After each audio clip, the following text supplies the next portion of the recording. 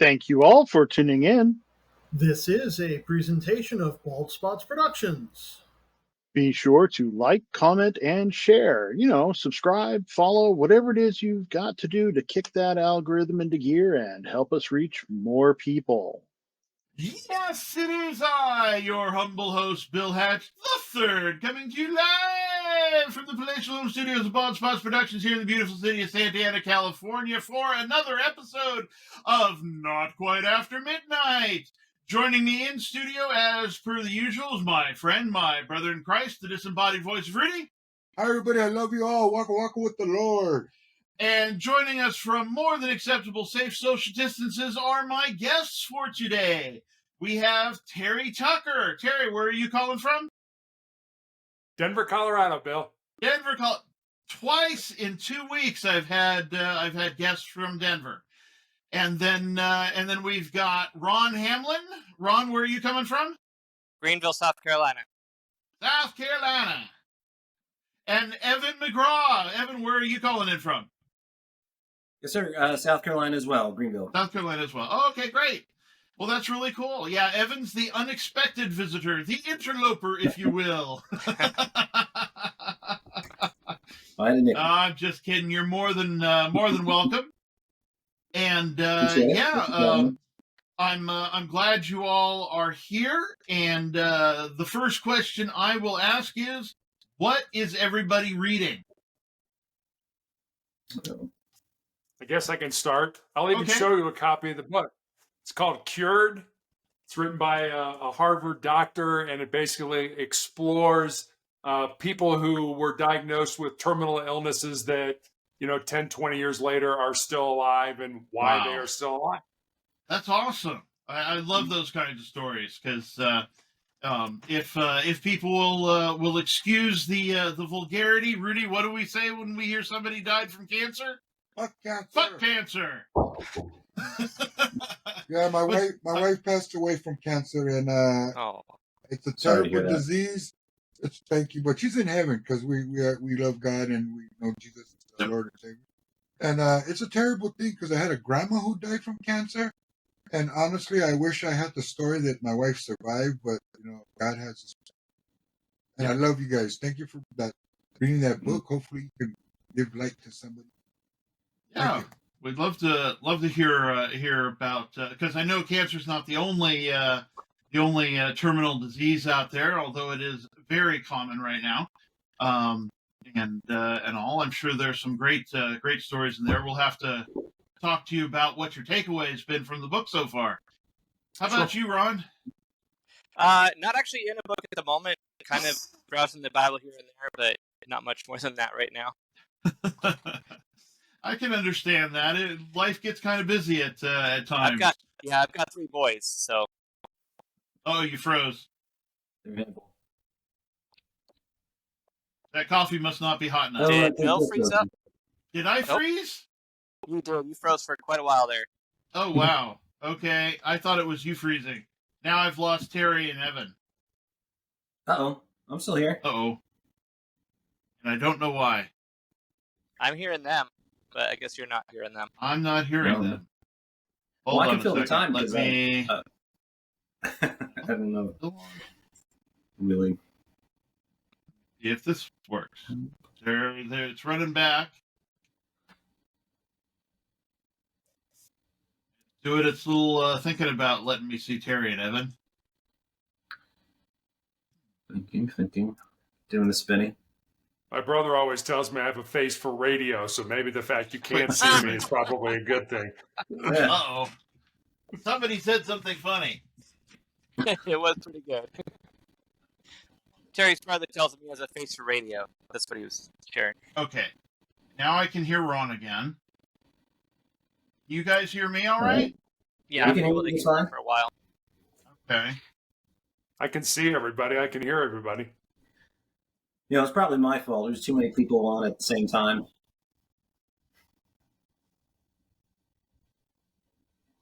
Oh, he's completely gone. And he's gone. All right. Let's just take over Bill's show. I really don't like the quality of this webcam. I need to get an external. Yeah, you're really fuzzy today. Yeah. Okay, I can see everyone now. Yeah? Hey, Can you hear us yes, all? You all hear me? Yes. Okay. Yes. Yes, sir. Okay, and let's see. I think I was about to ask Evan what he's reading.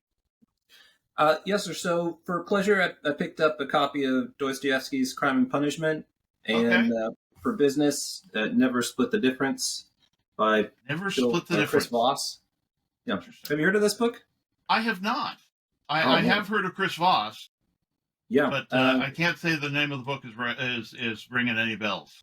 Negotiating as if your life depended on it. So I think it was his first book that he then subsequently launched his company off of, Black Swan. But it's really interesting. He gives a lot of anecdotes about his time in the FBI and how he negotiated through several instances of hostage negotiations, things like that, and then equates it to the business world. So I could imagine that when somebody's life depends on your ability to negotiate, I can imagine that would make it much more important. In fact, I could see anything. Yeah, if somebody's life depended on my next decision, then yeah, that would make a big difference. I could totally see that. He does a really good master class on his time in the FBI and things like that as well that I was able to watch. So he's pretty good at what he does. Yeah, absolutely. Where'd you get that that master class, Terry? It's just on. Our daughter gave it to my wife and I for Christmas. Oh, okay. Actually, she gave it to us 2 years ago, but forgot it re-ups, and so she gave it to us again this year. So, that masterclass website. Yeah. Oh, okay. Yeah, I think it's masterclass.com. They have all kinds of people on there. Yeah, I've been interested in checking that out, but just haven't gotten around to it. But yeah, I think it's worth the time. Yeah, I mean, a lot of interesting people, and you can kind of do it in chunks as you have time, and they kind of break the segments down into anywhere from like 4 to 10 minutes. So it's a great way to kind of learn as you have time. That's cool. What's one of the better ones that you've watched on Masterclass? Coach K, Mike Krzyzewski from Duke, has one on leadership, and I think it's pretty interesting. He talks about different times during his career. He brings on Shane Battier, who was a player for him and also played in the NBA and that. And they just talk about leadership and things that, different stories that occurred and things like that. And I've always been kind of partial to him. I was very lucky. You can't tell this from looking at me, but I'm 6'8" tall. And I actually went to college at the Citadel in Charleston, South Carolina. Okay. But Krzyzewski recruited me when he was at Army. And so I kind of have an affinity for the man, and certainly all he did at Duke. Very cool. Yeah, a lot of great leadership material out of basketball coaches. What was it the other day? Somebody had made mention of Coach Wooden, and because my grandfather was a UCLA alum, we got a lot of exposure to that, to his philosophies and whatnot. I still like those, like the triangle and the triangle of leadership.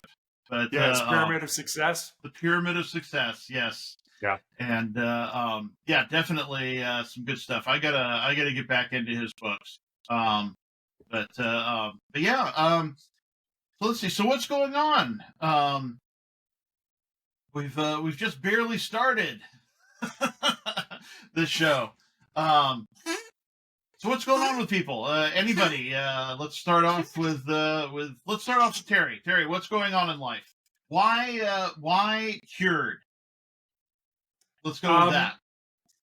Because unfortunately, for the last 11 years, I've been dealing with a rare form of cancer that has seen me have my foot amputated in 2018, my leg amputated in 2020, and I still have tumors in my lungs that I'm being treated for now. Wow. So it's just an interesting book. I have a rare form of melanoma.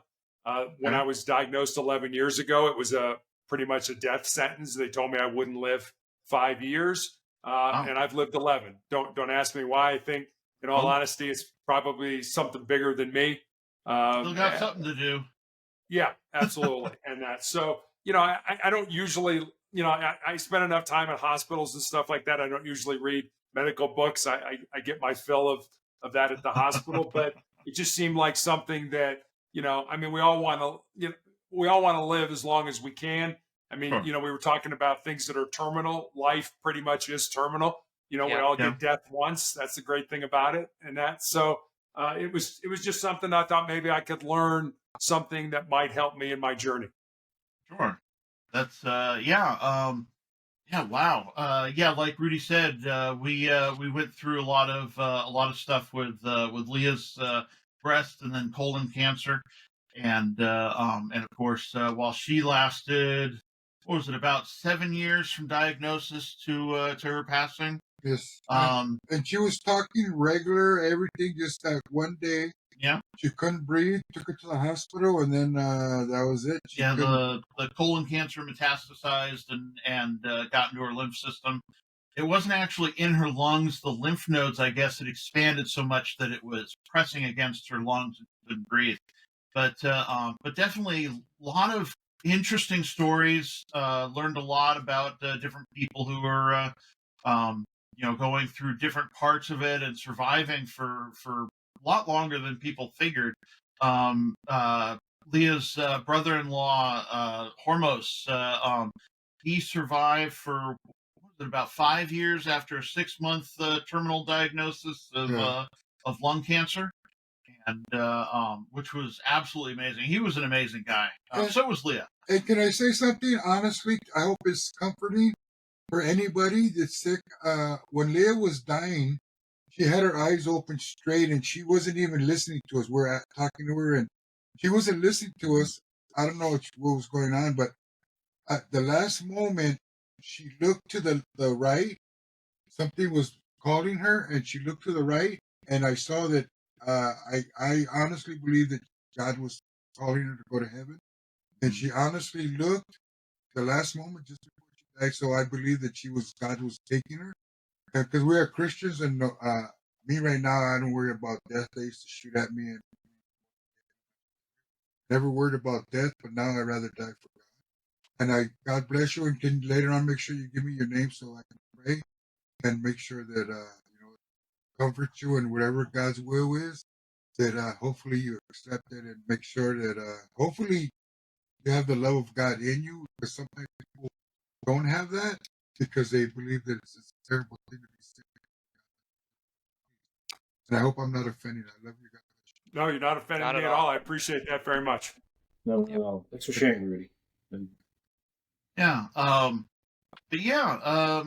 My mother keeps getting the normal type of melanoma, and she's had a couple squamous cells, and she's going through I believe, I'm pretty sure she hasn't come out and said it straight away, but it's breast cancer now, and so we just do one thing, do the next day, do this day, and all we're going to be going back and being able to help them out, because they're out in Missouri. It's not going to be much longer before the home studios aren't going to be in Santa Ana anymore. Gonna be in Central Time Zone, but yeah.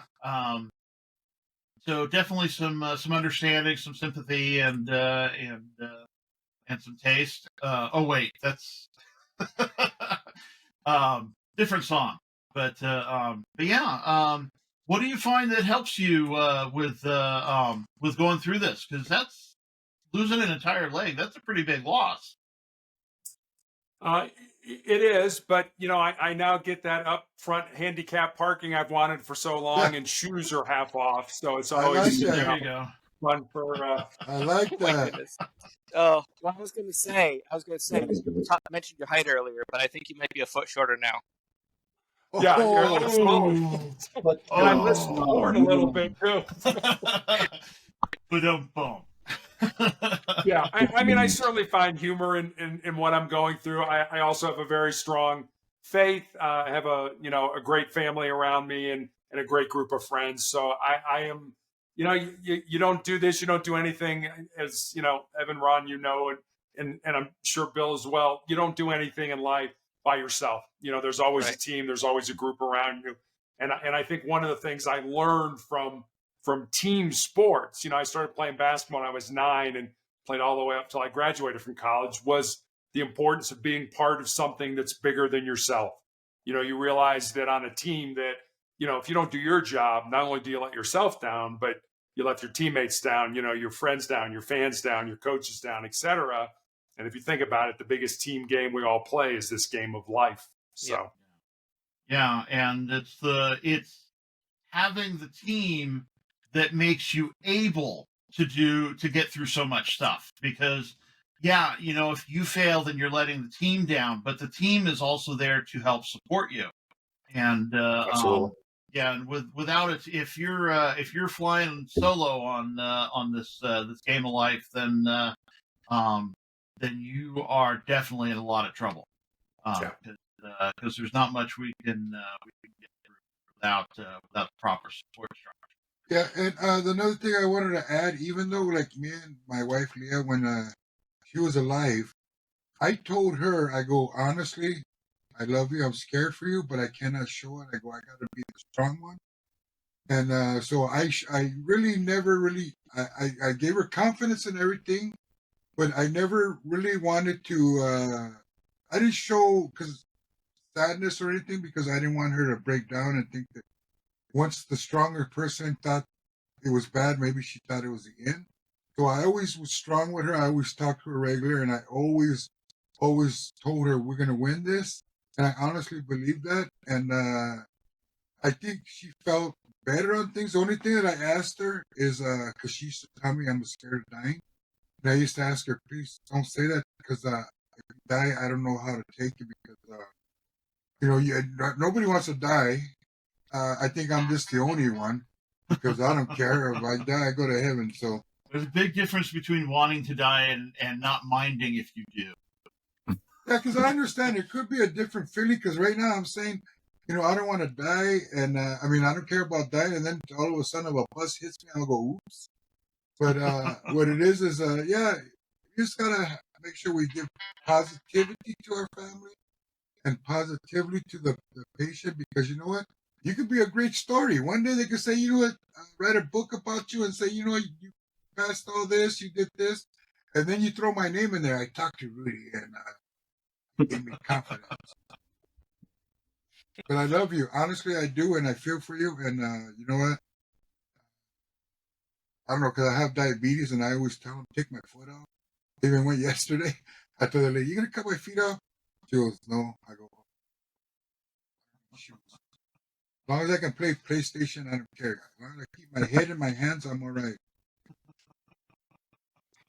I think you need the arms and everything that attach the hands too, though. Oh, oops. But I gotta make my list bigger. Yeah, but Ron and Evan are actually in esports, in video games as a profession, and so these are the right guys to talk to. He's big into Call of Duty and Battlefield, or his games. Yeah, right now I'm playing Battlefield. Yeah. Which one? I'm playing Battlefield 2024. 2024. Okay. And my are you on PlayStation or a computer? I have Xbox. I mostly play on PC now. Yeah, I don't play Battlefront, but yeah, it's crossplay, and my name on there is HUERO RSL 13. Beto RSL 13. Yeah. And I love this game, but I deleted it the other day because although I'm mad I couldn't kill nobody. Then I said, let me put it back. Then he got his DualShock, his new controller, and he's saying that's making all the difference. The DualShock, I'm killing people so much that I'm getting tired. I'm getting bored of killing. You're getting bored of the game now because you just stopped recording. Yeah, I was killing. I ran up and I had my handgun, and I killed 5 dudes, and they had machine gun shooting at me. I go, wow. What the heck? Yeah, the DualShock, the edge is great. That's when you can change the DualShock edge. and stuff. Right. Oh man, this thing's beautiful. That's on the PS5. Yeah, the PS5. Okay. Oh, They do well. but see, I always like PS5. I never like Xbox because The only reason I have Xbox right now is because my PlayStation died. Oh, I haven't replaced it yet. Oh no. What number do you have a PlayStation? What's that? Yeah, 5? He's a pro. He's on a 5. You know that. You're on a 5, boss? Evan, you're on a PlayStation 5 before it broke? Oh, no. It was a 4. It broke a little while ago, so unfortunately, I hadn't been able to replace it just yet. I am not actually good at esports. That's okay.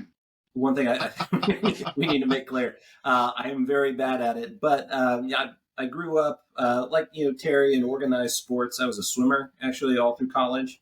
Okay. And so I understand that the benefits to having an extracurricular activity, something to work towards, and being part of a team, as Terry had mentioned. And there is a whole subset of kids out there who may not be athletically gifted, but could have the opportunity to be helped along by an extracurricular like esports, and they are actually very good at video games.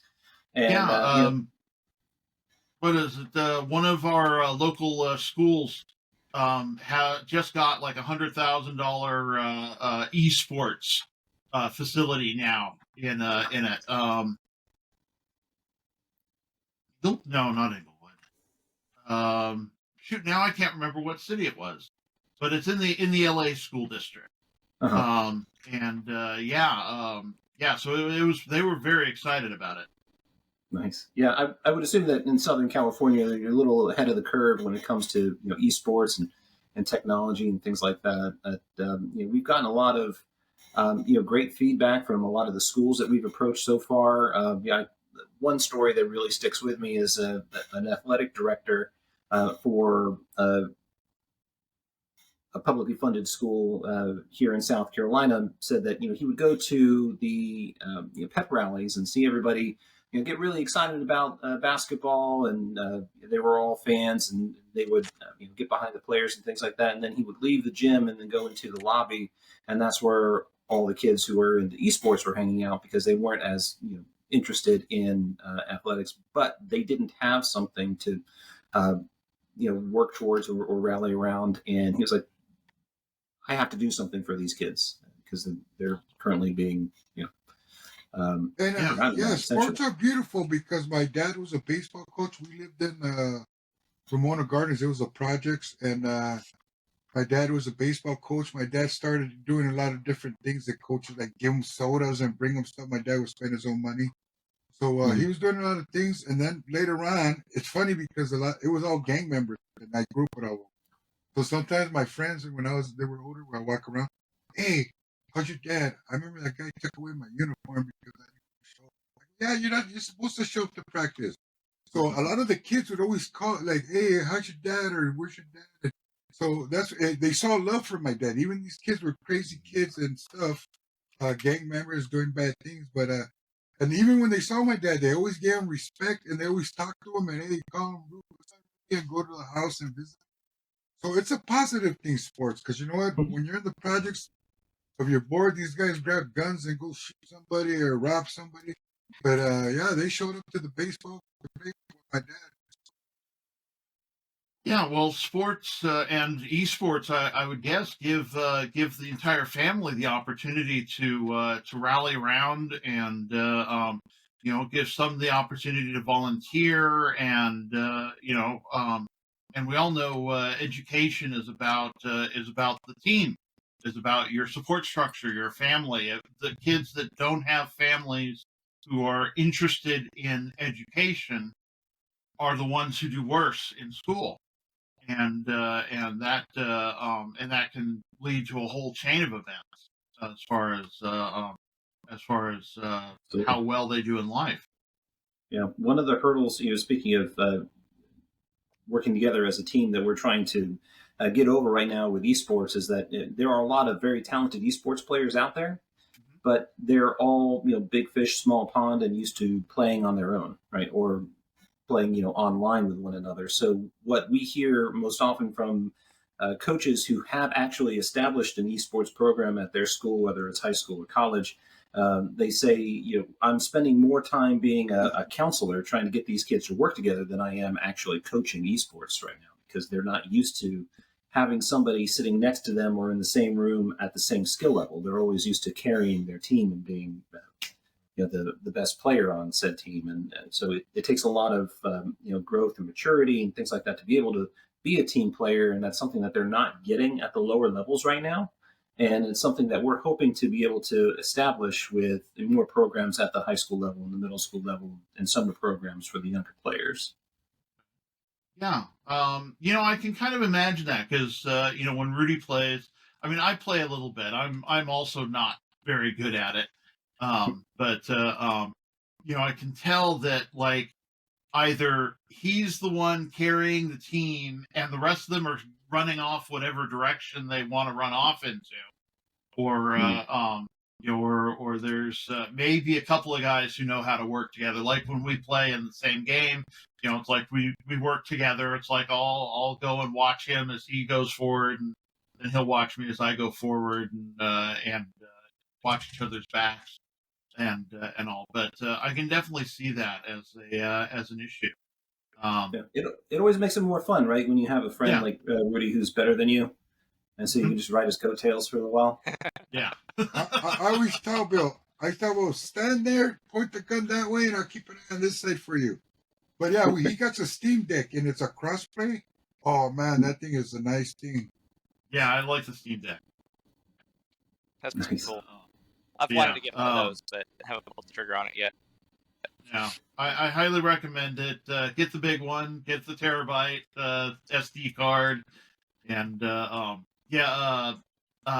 channel on YouTube called Linus Tech Tips. Yep. They rebuilt one to 3 terabytes of hard drive space. Yeah. And I think it got a total of 4 with the SD card. And then they upgraded everything and ended up having to put an external heatsink. Oh yeah, that was crazy. But you know what? The Steam Deck is comfortable. It feels like a control for PlayStation. Mm-hmm. It's comfortable. I don't like the Xbox handle because one's up and one pad's down, so it's kind of awkward for me. But yeah, the Steam Deck is real comfortable, and I'm gonna get me one too because that's good just to be on the road. So let's see. Ron and Evan, of course, work together. And what's your company? Virtual Reload. Virtual Reload. Okay, and how can people find you? That's our website, virtualreload.com. We're also on all the social channels. Facebook and is it Twitch? Twitch and Facebook are the Virtual Reload, and then Instagram, which is not all that active, and Twitter are Virtual Reload.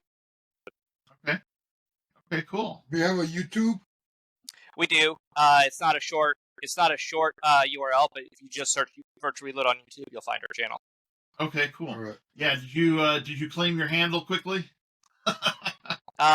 That's a process. I think we have to have so many subscribers or something like that to be able to get a short URL for it. No, they YouTube recently started this thing called handles, and so it doesn't replace the URL, but it makes it easier for people to search for you. Oh, I might have the handle set up. Yeah, I think I've got the handle set up, which is why the search works so well. Right. And okay, cool. So Virtual Reload or the Virtual Reload makes it easy to find you all on all the socials. And I'll put a link to the website on the description. And Terry, what are you working on? What is it you're here to promote? Excuse me. I actually have a book called Sustainable Excellence: The 10 Principles to Leading Your Uncommon and Extraordinary Life, which you can get anywhere you can get a book online, Amazon, Barnes & Noble, Apple iBooks, anywhere there. And I'm also speaking.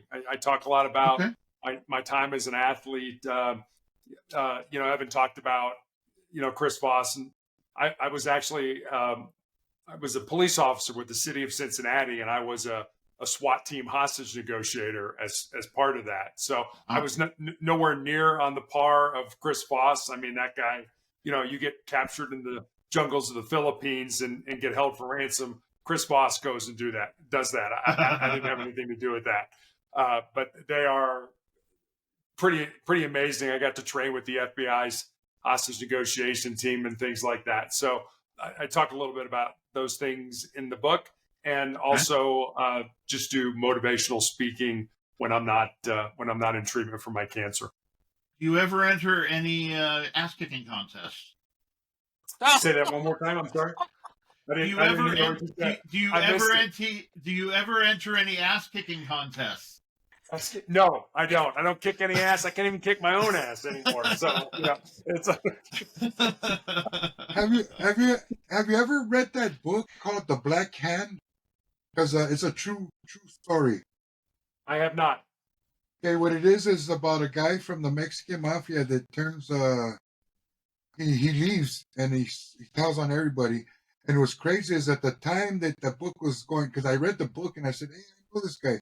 And I know this guy. So they were right. He wrote the book at the time where I grew up in the projects. So there were stories that he said that I knew because I was like, hey, man. Okay. Yeah. So what it was he was he was a big time guy, and he ended up switching, and he told stories about all kinds of crimes and things that people were doing. And that was a crazy thing. And one more thing I'd like to add before, because I don't want to talk too much. There was a program, miniseries, I think it was an HBO or something. It was about the Lakers with Jerry Buss, and they showed when he found Magic Johnson and Kareem Abdul-Jabbar. So it was a pretty cool short story thing. And it talked about how the Lakers became and how he needed money and he got the Lakers. But I'll let you guys talk about that. That thing was an interesting program. So, Terry, do you have your own website that would be easy to find for people? I do. It's called motivationalcheck.com. Motivationalcheck.com. See, that's nice and easy to put in the description. I've tried putting Amazon book links into the description before, and they take up paragraphs. Yes, right. It's so ridiculously long. But yeah. So since we're doing all the promotions, I'll go ahead and insert my commercial here at 40. Okay, and we're back. I insert the commercial in post. It's a lot easier that way. Okay. Than trying to do it on here on Riverside. But yeah, let's see, Ron, your other thing was foster parenting, wasn't it? Yes. Yeah. Yes. Actually, I fostered before I started my company. Before I started. Okay. And part of what motivated me to start VR was my experience with foster kids. Prior to going, so the reason we fostered was because we wanted to adopt. And we were, not really sure what that was going to look like initially. Like the adoption was the calling in the first place, and so we're like we hadn't really figured it out yet. And my sister-in-law was working at DSS. That's the social services here in South Carolina. That every state has different letters for it. Right. And she suggested adopting through DSS, and so we started researching that. And turns out a state adoption has a lot of outside of the relationship with the child, right? Like that's like they're my sons, like right. But like outside of that, there's the financial side of it. It's free to do a state adoption. There is a tax credit related to that as well. So those things were there, as opposed to us having to try to figure out how we're going to spend tens of thousands of dollars to do an adoption. So and you can choose the level of freedom that the child has as far as the legal side of it prior to them coming into your home. But we decided to flip the tables and become foster parents because most of the kids, I think it's like 80% of the foster kids that come free for adoption end up adopted by their foster parents. And the relationship starts much earlier. Both of our boys we had since infants. Both of our adopted boys we had since infancy, and as opposed to by the time they were actually ready to be adopted, they were like 2 or 3 years old. So we would have missed those entire first couple of years with them if we were in the category of just adopting. So we had a few kids come through the house while our license was open, and Braden and TJ ended up being the two that we both that became available for adoption and that we related with really well and kept for the rest of our lives. So great kids. Yeah. Awesome. Yeah, my dear friends Tim and Robin, they've adopted a couple of kids, did foster adopt of a couple of kids, and Tim has brothers and sisters who are 40 some odd years younger than he is. So we used to tease his dad about still having the juice, but but yeah, his parents also did foster adopt, and it's just amazing. They Tim and Robin did special needs adoptions. Well, and yeah, our boys ended up being special needs. Oh, okay. And the difference between how they were when they got them and how they are now is night and day. The one their son, the social workers who had charge of him before he got fostered out, they didn't even recognize him. They could not believe it was the same kid, and because he'd gone from being like really tiny, he was way underweight, undersized, all the developmental delays and all that stuff, and he was in a permanently. They thought he was going to forever be in a stroller or some kind of device to carry him around, and he walks perfectly fine. He's active, he's tall, well, not like super tall, but compared to where he was, and I think he's graduating high school before too much longer. So he's not 6'8"? No, he's not 6'8". but he's definitely compared to the foot tall he was when I first met him, he's definitely tall. But yeah, and developmentally they've gone leaps and bounds. Shoot, he even the boy even built an electric car. So Wow. compared to where he might have ended up if not for the foster adopt system, then yeah, he'd just be taking up space. And yeah, we kind of became known as not for parents like you guys. Yeah, we kind of became known as one of the special needs families because TJ, our 7-year-old, he was born at 25 weeks and at a pound and a half. And so he came home to us. We didn't meet him until he started ready to be released from the hospital from NICU. He came home on oxygen 24/7 with a SAT monitor, and ended up with like 4 or 5 days a week in some type of therapy or another for the first year or two of being with us. And so in some of that time, he was a little bit older by the time this happened. We ended up taking care of another little boy, who they were like, we need an emergency placement for him, and he was nonverbal autistic when he came to us, and but he was like 6 or 7, I think, and we actually really helped him get some words while he was with us. We only had him for like 2 months, so he went home being able to express some things. So that was very great to be able to help him. My niece and my niece is 16 or 17 now, and she's functioning with autism. And my nephew, who's 3 years old, I think, he just got diagnosed with that. And our oldest also has autism. Yeah, both of Tim's kids. Well, Oh, I can't remember if both of them do or not. But definitely the boy has autism, and the girl has CP, and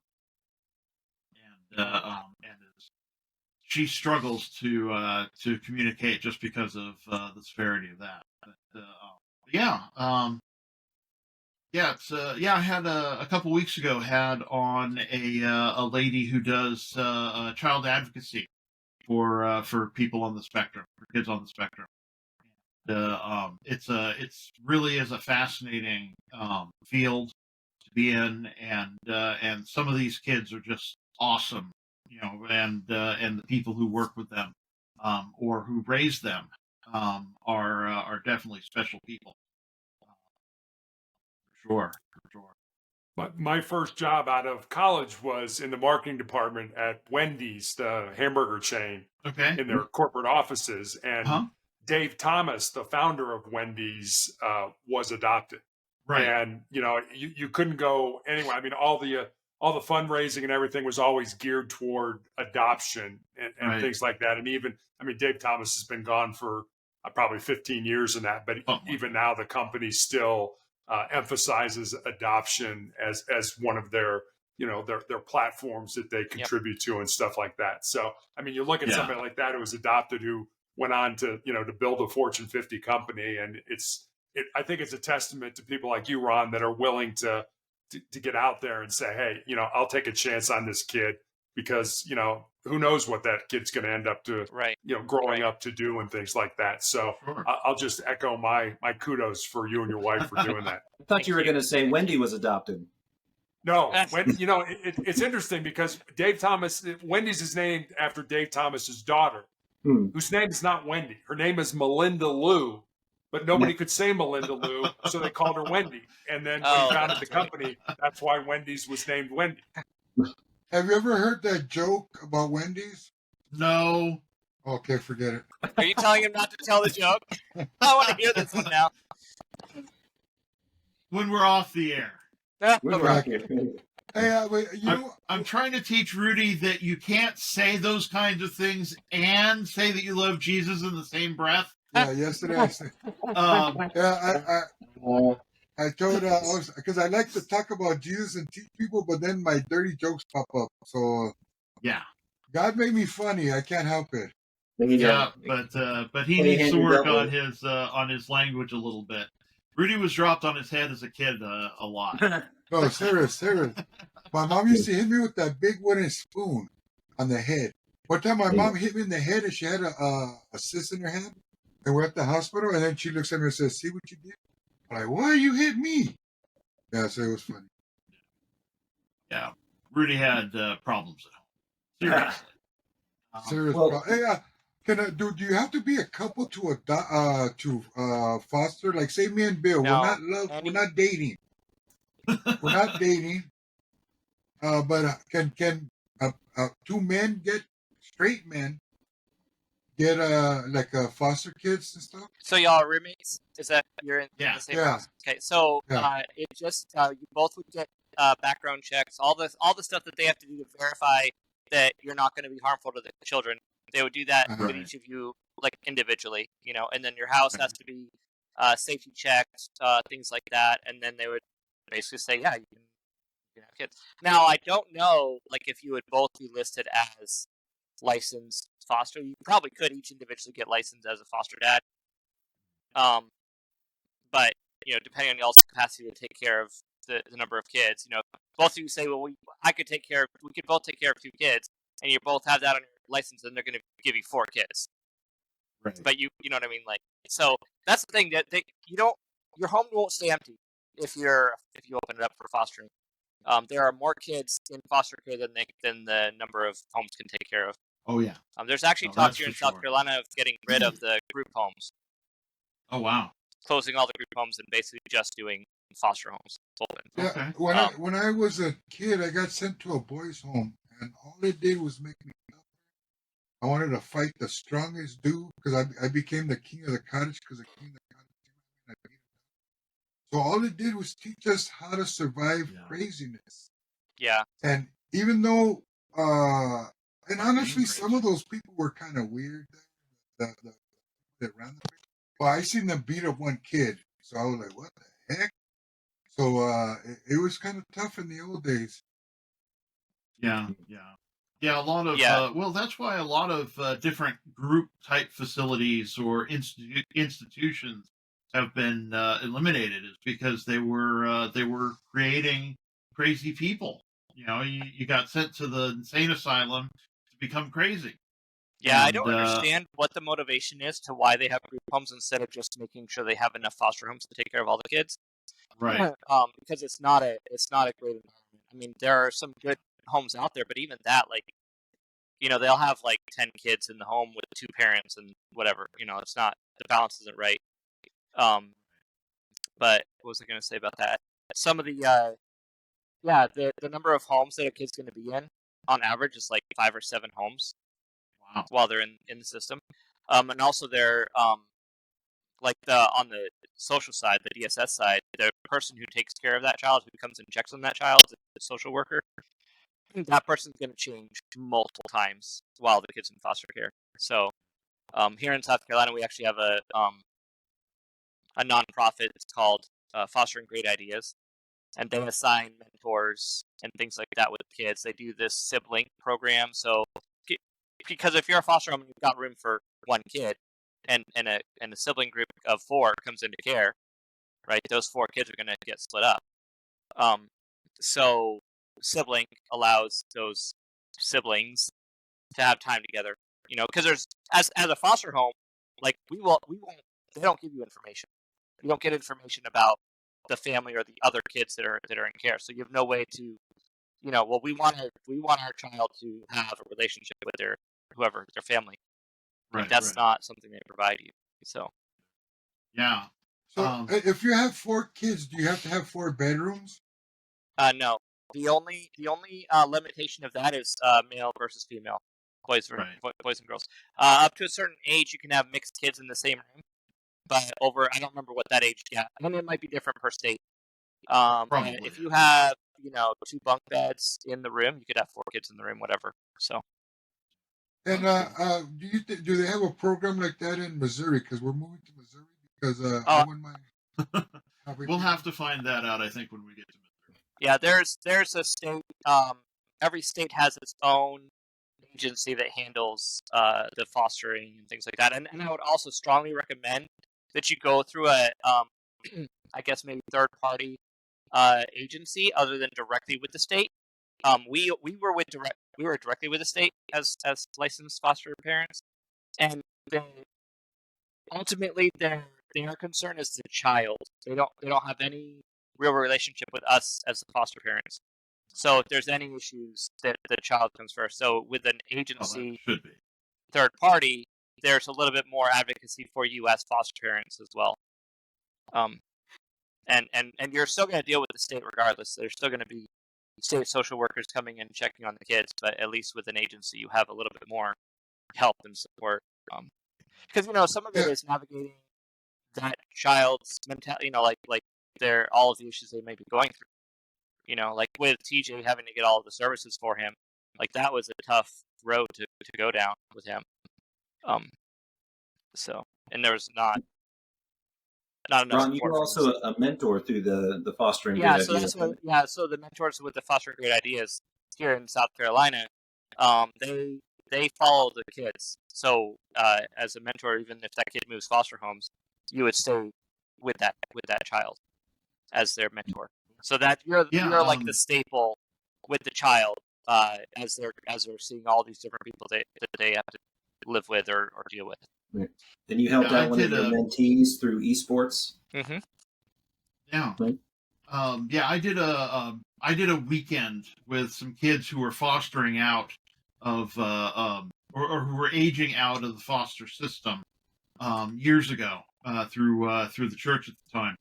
And it was just even that one weekend was just such an incredible experience. I ended up getting everybody else got 1 kid, but they got me with 2 kids who were brothers, and it was just amazing to see them to help them interact with each other and interact with others in the group, and yeah, it was just an amazing experience. I wholeheartedly endorse mentoring and that kind of thing, working with the kids in the foster system who might not otherwise have that kind of influence.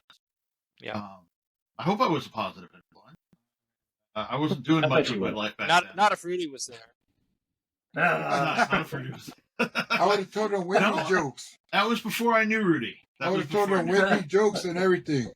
No, so to bring this a little bit full circle, mentoring, I mentored a young Chris who I met him, I think, around his sophomore year of high school, and obviously became a senior eventually and was ready to graduate from high school, and he was thinking about entering the military after school, and the reasons that he was giving me about why he wanted to do that didn't really sound like it would be healthy per se.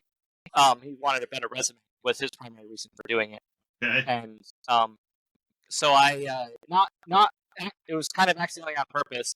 I introduced him to the Erskine College esports head coach, and Chris played every title under the sun. He played at some point or another, just about.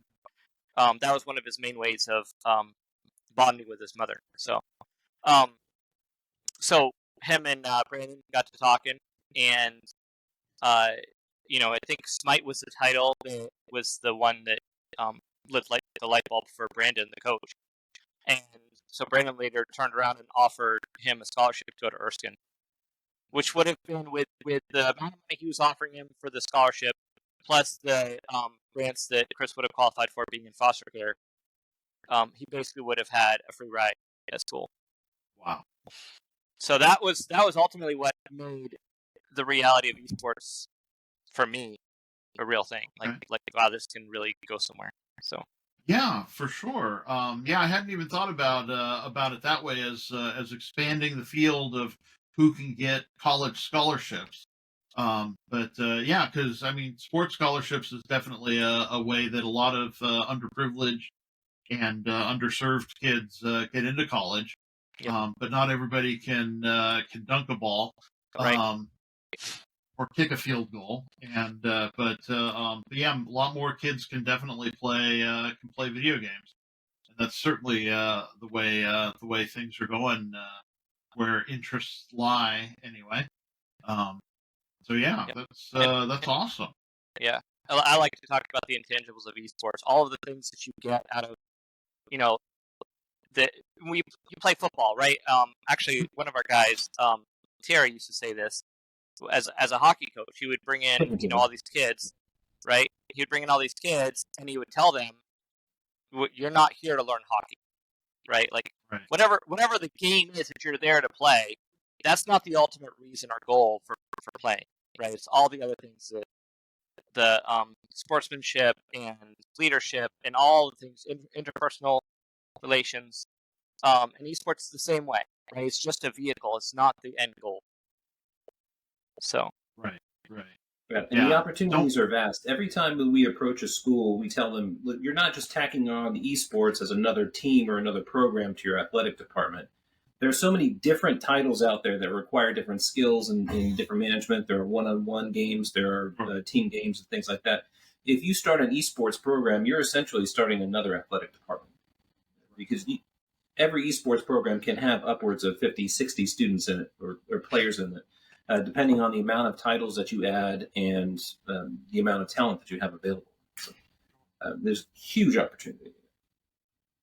Absolutely is. I can imagine that being a much bigger thing than it is now. Yeah. Going down to high school and what is it they use? Pee-wee esports. There you go. There you go. Yeah, we hosted a summer camp for esports players. Ron was the youngest player in the Rocket League camp that we hosted just last year. Well, wasn't it one of the younger ones that won? Right? Yeah, won the whole thing. Yeah. Wow. That's really cool. Disability's been brought up a few times on this call. The thing about esports is, like, if you wanted to play basketball, Terry couldn't play basketball, right?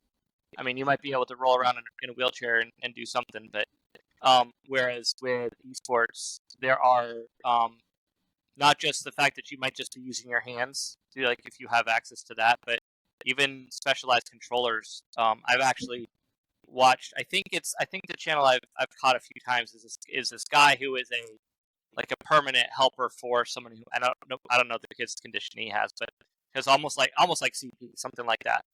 And they'll play video games together where the kid just kind of has to it's kind of like a dual controller. Like the nurse guy is doing some of the regular stuff, but the kid who has a lot of mobility issues will like push a button with his head or things like that. So they have these very adaptive controllers for ease of use for people.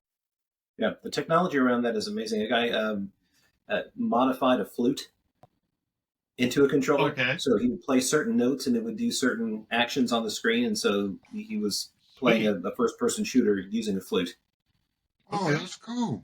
Well, that's cool. I haven't seen that one. I've seen a paraplegic who streams where he controls all of his stuff with a straw. Right. So, yeah, there's a lot of. Where there's a will, there's a way. He's playing like Call of Duty. I don't know that it was necessarily Call of Duty, but a first-person shooter like Call of Duty, like those kinds of games. That's pretty cool. Yeah, and you know what? Like my coordination hand-eye, I think is really good. I play Call of Duty. I play Battlefield. I play all the first persons. I don't like, and I don't like space games because I don't believe we should have flying cars right now, and they lied to me. So I never want to play space games. They lied to me.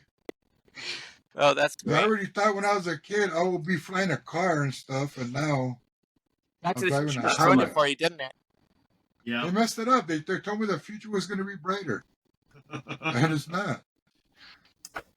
Considering how poorly people drive anyway, especially if it rains, I'm kind of glad we don't have flying cars. Because that'd put way too many people in the air. Autonomous cars first. At least give us the hoverboard that floats. There you go. We have that, but you have to have a special track and. No, but it has wheels. No, not that one. There is actually a hoverboard that actually hovers without wheels. Oh man! But you have to have a special track for it to run on, and the magnets have to be super cool. And I have to be named McFly. And you have to be named McFly to be able to fly it. Can't ride it over water. Hey, you know the thing that's cool is they got that water thing that hooks up to your back and it sucks up the water and pushes it like a jet. Those look like that's nice. Pretty cool. That's nice. That one's pretty cool. Yeah. Because when you played basketball, right? I'm guessing that's Terry. Terry? I did. Yeah. So at 6'8", you better have. What was your greatest moment in basketball? Graduating. Yeah. When it was all over. I guess my greatest weekend we would play and I think about this, talk about having the deck stacked against you. When I was playing, they played what they call the North-South doubleheader in the Charlotte Coliseum. They took two teams from North Carolina, which just happened to be North Carolina and North Carolina State, and two teams from South Carolina, which happened to be the Citadel and Furman. And we would play each other in a round robin. And this was, and I'm really going to date myself now, this was 1982. It's Michael Jordan's freshman year at North Carolina. So on Friday night, I was able to play against Jordan, and North Carolina that year won the national championship. And then the following night, I was able to play against Jim Valvano and North Carolina State, who the following year won the national championship. So for me, that was probably the biggest thrill of my basketball career.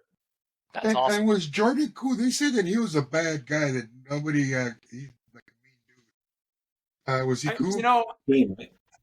I guess I have a little more knowledge of Jordan. My youngest brother coached both of Michael Jordan's sons when he was with the Bulls. My brother coached at Loyola Academy, and he tells the story. He said one day at practice, it's toward the end of practice, and I'm teaching the kids a drill, and I look up, and nobody's paying any attention to me. And so I look where the kids are looking, and they were looking at the door to the gym. And Jordan had come into the gym as a dad. I'm here to pick up my kids after practice. I'm not here in a basketball capacity. And so my brother looked at him and said, "Hey, Michael, you're a little bit of a distraction. Would you mind stepping out in the hall until practice was over?" And Jordan was incredibly cool. He and his wife were absolutely, sure, coach, I'm really sorry. I'll wait till practice is over. And my brother thought later, gee, I'm probably the only coach in the history of basketball that ever kicked Michael Jordan out of practice. But no, Jordan, I mean, the families of the team used to take turns doing the pregame meal.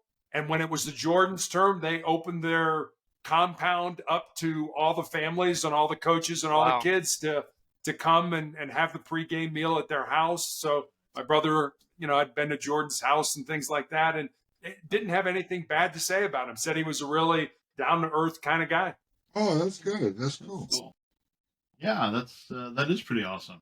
Love the small world stories, but especially as it comes normal. My only story about that is remember the song in the 80s, Rico Suave? Yeah. Rico Suave. Okay, yes. Okay, yes. yeah. I actually had that guy, Gerardo Mejia, over to my house for Christmas dinner one year. And because one of my roommates knew him from his work at Interscope Records. And at one point I ended up over at his house, and so got to see the platinum record and all that kind of stuff. But hey, Bill, for your younger audience, you probably ought to explain what a record is. So yeah, no kidding. Those of us that are old, we know. I think they still give out gold records and platinum records for they're for making sales. a comeback. All those hipster vinyl, are getting records. I think they still produce vinyl and put modern music on vinyl. Yeah. Yeah, they do. It's still known. They still sell record players too. So, but no, just totally down to earth guy. Lived with took care of his mother and all that stuff. He and his wife came over for dinner. It was just completely normal. And I get the feeling that a lot of stars or so-called stars, actually probably more real stars, are like that than not. And I'm thinking it's more the so-called stars that are nasty people. The people that think they're all that, but they're not really contributing anything. I mean, this guy. Real Housewives comes to mind for some reason. Yeah. My wife's addicted to that show. Oh goodness. Yeah, Leah used to be addicted to the little people shows. Yeah. Wow. One time I came out in a movie, American Me. Yes, Rudy's a star. And what it is because they had problems with us because we're real gang members. And they would say, "Hey, get over there." And a gang member would say, hey, you don't talk to me like that. So they were getting nervous. So they were talking about putting gang member actors. So we heard that and everybody started going. I said, "Hey, I'm going to grab a camera. You grab this, you grab that. We're ready to steal everything because you're going to do us wrong." So it was funny. So yeah, they work with real gang members, and they would tell somebody something and they didn't show respect. So the guy said, "Hey man, it was pretty crazy." And then on the last day coming home, I got shot with a shotgun. What? Yep. What? Yeah. Yeah, he got shot. I got shot, and then he still has pellets in him. Yeah, they shot me 2 times. What happened? A van came by and started shooting, and it was funny because there was a big old hill. It was funny. It was on Soto Street. And there was a big old hill, and then next from that was Sears, and you would have to jump over a gate and fall like 5 stories. So there was nowhere to go. So they kept coming by shooting and missed us, and we weren't even running. I just was walking. They came back, missed us, and then finally they came and started shooting me. And I'm trying to go to the van, and my friend's trying to pull me down. And I said, "You know what? They're going to kill me. I'm going to grab one of them to kill them." So then finally they took off. Then the cops came, and then the cops were asking me questions. And I said, "Hey," I didn't want to talk to the cops. I said, "Hey, either take me to jail or take me to the hospital because I'm all messed up." So they took me to the hospital. My wife came. She was all crying and stuff. And then I left. I said, "Get out of here." So I left. So I went home. My arm was filled with blood and stuff. But then I got shot in the back when I was 18 with a shotgun. I've been lucky. They used bird shot. So I got shot. Me and my brother got shot. And my brother got shot in the side because they were going to shoot him in the face. And he went up to kick the gun, and he got hit in the side, real close, a couple of inches from himself. And what saved him was his hip bone. And after that, they started shooting me, and then. But it was all right. We walked home, me and my brother, and my brother Charlie. And there was a lot of my homeboys right there, my friends, and they go, "Hey man, you got shot." My brother had a big home. He goes, "I don't give a fuck." And then we walked home. And what messed my brother up is because a lot of the older homeboys saw my brother. We were walking, and they know he was shot. So they laid him down, and what happened was he started going into shock. But when we were walking, because we were walking to my house, he was good. But then once the older guys laid him down and tried to take care of him, then he started going into shock. But he ended up in the hospital for like 3 days, and I left. I was there for like maybe an hour. Wow. Yeah, the whole American Me story is something else. It's about the Mexican mafia, and it's based on real events and everything. But because of some of the things, it was specifically about the rape, sexual assault. They put how do we say this and not get get shadow banned? They put a sexual assault that never happened. Yeah, they added some stuff to the movie, and people got killed over it. Yeah, and then in the end, they showed that he got killed by his own people, and that's not really happened. What happened? He was trying to make peace. The real guy was trying to make peace, and they ended up killing him. The other side, but the movie too got mad. Why did we kill him?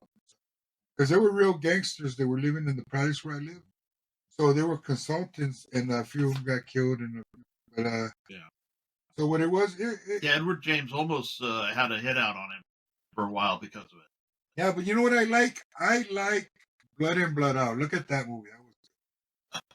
But you gotta watch American Me to see Rudy. Though. Yeah, the documentary's called Lives in Hazard. It's like 3 parts. Lives in Hazard. Rudy, it sounds like you have an amazing testimony to share. Yeah. You know what? Yeah, people wanted to kill me all the time. I used to laugh. I said, do it. And we used to go to Lincoln Park on Cinco de Mayo, and all the gangs that got along with us, it was cool because we'd be in the projects and some dudes would drive up and say, hey, they're from so-and-so. And they go, yeah, I was there last year. I saw you guys boxing. Because I was a good fighter. I never got beat up in those riots. I never got dropped. So I was like just dropping people. So I was a good fighter. So they go, oh, yeah, I remember you and this and that. And then when we all started fighting at the park, and one time we came back and one of the dudes was stabbed, and he was sitting in the parking lot. He goes, hey, Holmes, you did pretty good. I said, yeah. I go, what happened to you? He goes, I got stabbed. I said, go to the hospital. He goes, nah, I'm cool. And he just sat there holding a rag on his side. I go, dang. Wow. It was funny. Yeah, he was like, what? Go to the hospital. Yeah, he didn't want to. Oh. This is becoming the Rudy Show. Nearly as interesting in life as anybody else on this call. I love you guys, and you know what? That's what made me love people more and love things more, because you got to see the bad to know what's good. Yeah.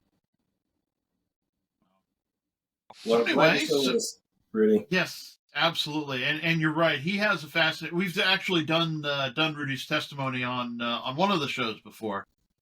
And, I don't remember which one, because I actually do 5 different podcasts during the week. 2 of them, we do that. Rudy and I do this one. Then 2 others we do with my father. He's a retired chaplain, and those are strictly Bible ones. I think it was on I think it was on an Anything Can Happen Saturday we did Rudy's testimony. But yeah, it is definitely an interesting one. But yeah, I mean, everybody's got it. What? Got to watch Rudy's documentary, and you got to read Terry's book. Yep, definitely. Terry, you send me a signed copy of your book? Sure. Send me your address. Awesome. Nice. That's cool. Let's see. So let's see. Wait a minute. Oh, now I can't remember the names of the websites. Ron, what's your website? What? virtualreload.com. virtualreload.com. There we go. And then Terry, yours is your website? Motivationalcheck.com. Motivationalcheck.com. Okay, we got to make sure to mention that frequently so people don't forget. You gotta check them out. So what's coming up on the horizon for you all? Ron and Evan, how about you go first this time? I didn't hear the question. Sorry, my kids were at the door. What? Oh, yeah. Well, we have. Okay. What's on the horizon? Well, we're working towards becoming more collegiate focused with coaching. Okay. One of the things about what we're finding is, again, Evan kind of hinted at this earlier. A college starts up an esports program, and they might offer 4 video game titles or more, right? And those could be in 4 different video game genres. So the head coach of the esports program might know one of those games really well, but there's no way they're going to know all 4 or more, right? So we come in with specialized coaching in each game, in each title for them. Yeah. So a member of the faculty will act as the de facto athletic director, but they don't necessarily have the experience to be able to coach any of these particular games or titles and things like that. So it's like somebody like Terry having a basketball background and then being told, hey, at the same time, you need to coach the golf team. And you might like golf, but are you going to be able to provide them any coaching? And not necessarily. So what we're trying to do is we are aggregating esports coaches from all across the country and all across the world. Really, there was a time that we had, I think, more international coaches than we had coaches based in the U.S. and helping them to, also get opportunities in the esports world, but also help to, coach and provide, level of instruction to some of these colleges and universities who have these programs. So, second semester is winding down. We're looking towards the summer now. We're having summer camp start up. We're looking to start a year-round program so that, even though you don't have a particular school or organization to play for at the moment, we can provide coaching and we can provide opportunities to participate in tournaments and things like that through a year-round program. We're very active in the local Smash Brothers community. So we're hosting a lot of monthly tournaments in multiple states for Smash Brothers, things like that. Cool. That's awesome. How about you, Terry? What's on the horizon? Just trying to do some more speaking in between my treatments and things like that. So, people ask me that question. It's like, what's on the right? I'm just trying to stay alive, at this point in time. And so, now that things are opening up with more speaking engagements, whether it's virtual or in person, I try to do that. I'm somewhat limited in my ability to travel in that. So virtual events are a little more appealing to me in terms of my ability to do that. So that's what I'm concentrating on right now. Yeah. Okay, cool. Man, Terry, I'm still trying to picture all 8 of you in a SWAT uniform and thinking, man, I don't want you breaking down my door. Well, I mean, the great thing is I was a negotiator. So, I was usually in the mobile home that had a bathroom and water and food and stuff like that, where all the tactical guys are, hey, you lay out in the snow and the rain and all that kind of stuff. And I'll do my best to, just keep you there for 3 or 4 hours and then get down. Well, so all you would have to say is what my dad always said to me. He was like, you don't want me to come in there. Yeah. Like, okay. Right. Well, it's funny. We were negotiating with a 15-year-old kid one time who was barricaded with a gun, and everything that we normally did with an adult wasn't working, and so we kind of called a timeout. Said, look, we'll call you back, and we all got together and we're like, well, what's not working? Why aren't we? Why isn't this working? And finally, somebody said, he's a kid. Let's treat him like a parent. So we came up with this idea to have the tactical team break a window and throw in a flashbang device that it goes off. It's just a bright light and a loud sound. It really doesn't do anything, but it scares the hell out of you. And within 10 minutes, the kid was out after we did that. So it was kind of like you say, sometimes you got to just act like a parent to get kids out to do what you want them to do. On negotiations, what was the weirdest or dumbest thing they ever requested to get out?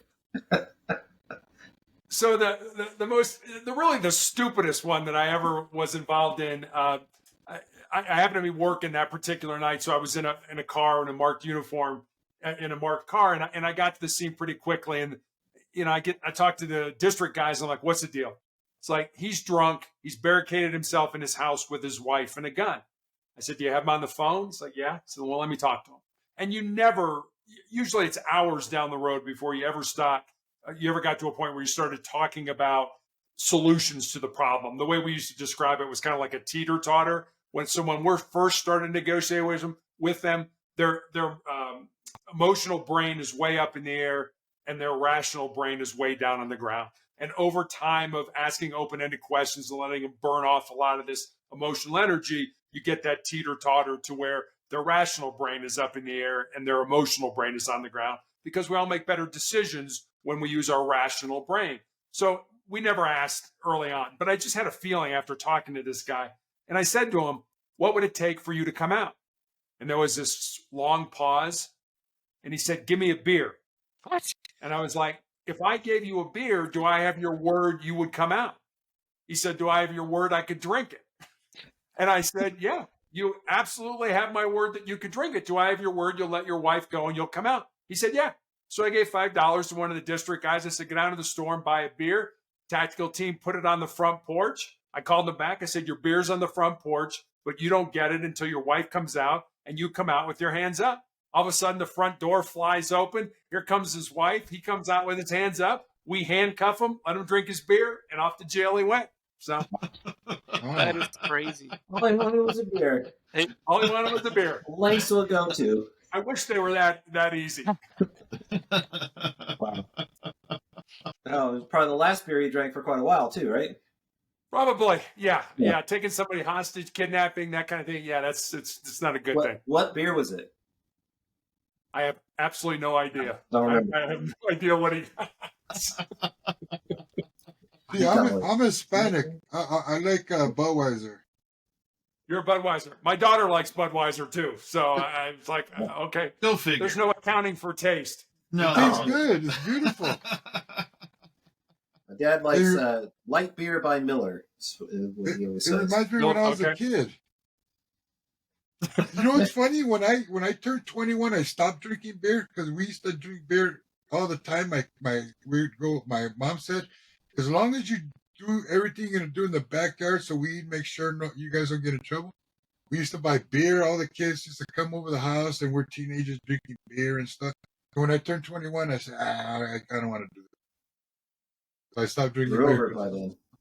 I think it was like a prohibition for kids, and that's when you want more. And then finally, when it was legal, I don't want it. I tell you, that was one of the worst runs you could get as a cop. Was a neighbor called and said, hey, my neighbors are having a party, and you would go there and mom and dad would be out of town and there'd be, 60, 80 kids, all underage. Right. And you're like, you do the wrong thing and you send a kid home who's drunk and they crash, or kill somebody, then you're in trouble with that. So we hated runs like that when kids were drinking alcohol. Wow. Yeah. Hell, man. Yeah, I didn't start drinking until after I was 21, so that must be why I still do it. Late bloomer. Well, I stopped smoking when I was 3, and that's why I'm 6'8". So yeah. Hey, can I ask you a question? Because you're tall. No. Sure. Because you're tall, that all the ladies come to you because they say that there's I'm a short, fat Mexican, so I think I'm at the bottom of the handsome pool.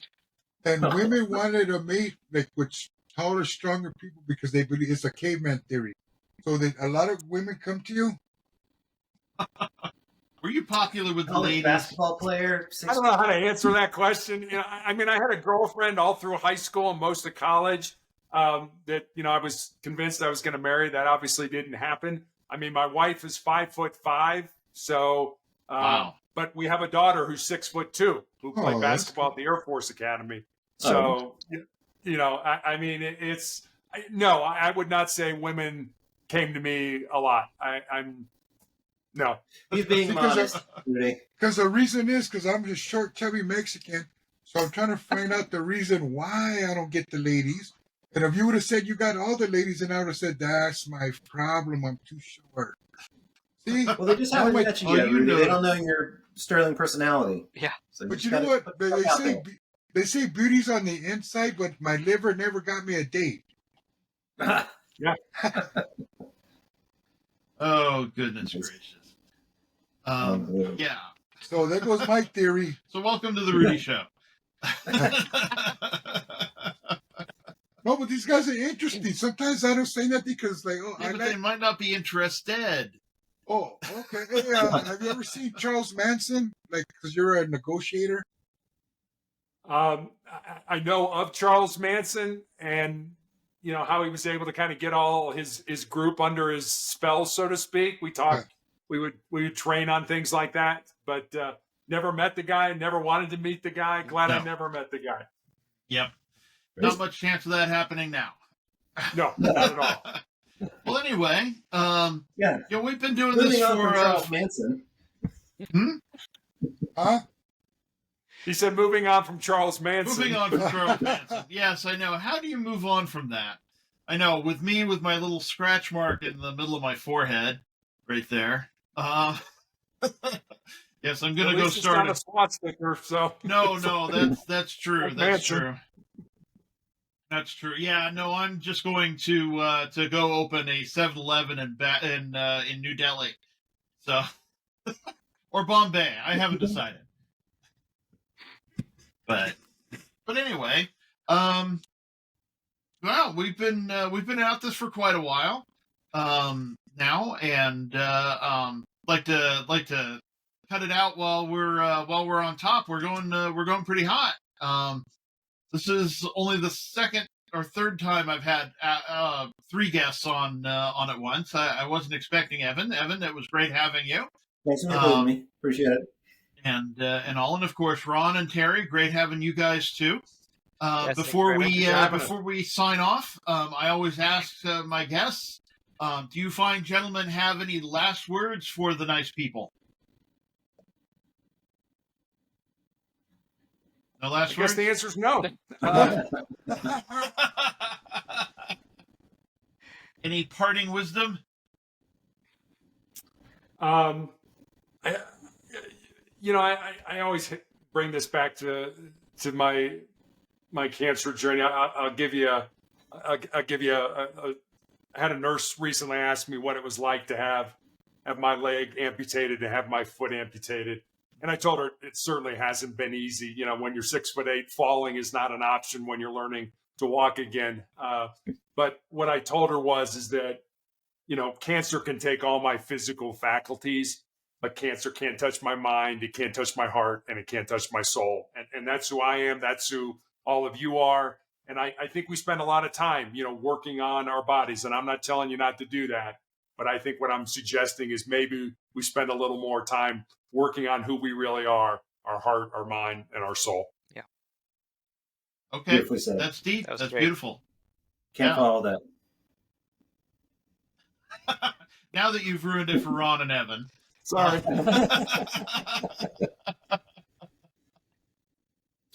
Here's to Terry. Yeah. Glad you're still with us. Yes, absolutely. You gentlemen have been great, and you're always welcome to come back on the show and talk about your stuff. Let's see, virtualreload.com, right? Yep. Yes, sir. And motivationcheck.com. Motivational check. Motivational check. Motivational Close. check. I was Go so there close. right now. It'll be right in the description. Gonna send you some web traffic right now. There you go. Super. Cool. Awesome. Well, thank you all for being on the show. Thanks for everybody who's watching. Remember to be safe out there, wash your hands, and watch the ending credits. And you know what? God bless you, boss. I hope you get through this. And you know what? In the Bible, I think John said, even though he went through badness, it made him figure out the goodness and the greatness. Because the test that God gives us sometimes, and survive it, and we can appreciate things more. And God bless you. And I pray that any of your fear, I can feel it for you and help you make it get away from you. And I hope you don't have fear. And I honestly love you, and God bless you. Thank you for being so strong. Thank you. Now watch the ending credits. Thank you all for tuning in. This has been a presentation of Bald Spots Productions. I would like to thank my producer, my beloved mother, Eileen Hatch. I, of course, am your humble host. I'd really like to thank my Ed McMahon, Rudy Corlew. Yes. I'd especially like to thank my special guests, Terry Tucker, Ron Hamlin, and Evan McGraw. Support the show if you feel so led over on patreon.com. We're known as Bald Spots Pro. Don't you dare miss YWL Online. You can find us on Facebook and wherever fine podcasts are offered. Tune in next time for a very special episode with Pete Price. Be sure to like, comment, and share. Subscribe, follow, whatever it is you've got to do to kick that algorithm into gear and help us reach more people. If you or someone you know needs support now, call or text 988 or chat 988lifeline.org. 988 is the suicide and mental health crisis lifeline here in the States.